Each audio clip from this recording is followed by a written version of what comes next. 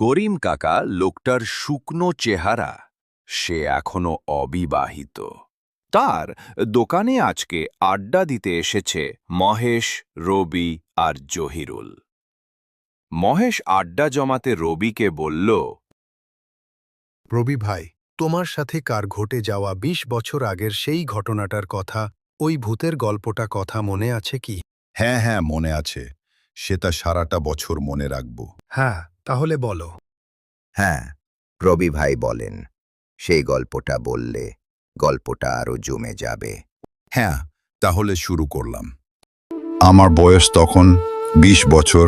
আমি একটা ফার্মাসির দোকান করতাম। আমি রাতে দোকান বন্ধ করে হেঁটেই আসতাম। আমার দোকান বন্ধ করতে করতে প্রায় রাত ১১টা-১২টা বেজে যেত।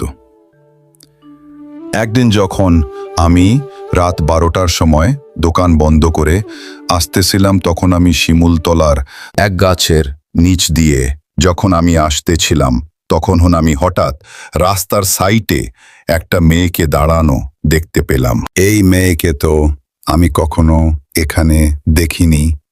আমি কিছু না বলে চুপচাপ ওখান থেকে চলে আসলাম। আমি যখন আজকেও সেখান দিয়ে আসতেছিলাম, তখন আমি আজকেও সেই মেয়েটাকে দেখতে পেলাম। আমাকে মেয়েটা ডাক দিয়ে বলল, এই যে শুনছেন? আমাকে বলছেন? হ্যাঁ, আপনাকে বলছি। হ্যাঁ, বলুন। আমাকে কি ওই চায়ের দোকান থেকে এক থালা লাড্ডু এনে দিতে পারবেন? আমি কিছু না বলে সেই দোকানে থেকে লাড্ডু আনতে গেলাম।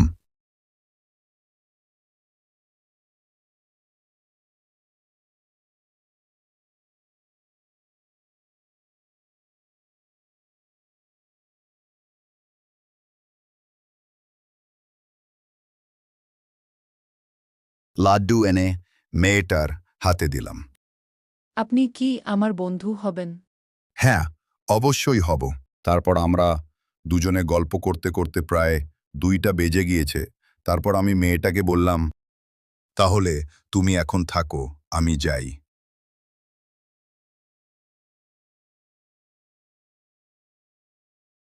আমি যখন তার পরের দিন সেখান দিয়ে আসতেছিলাম, তখন আজ মেয়েটাকে দেখলাম না। আরে, এই মেয়েটাকে আজকে তো আমি দেখতে পারছি না, কোথায় গিয়েছে?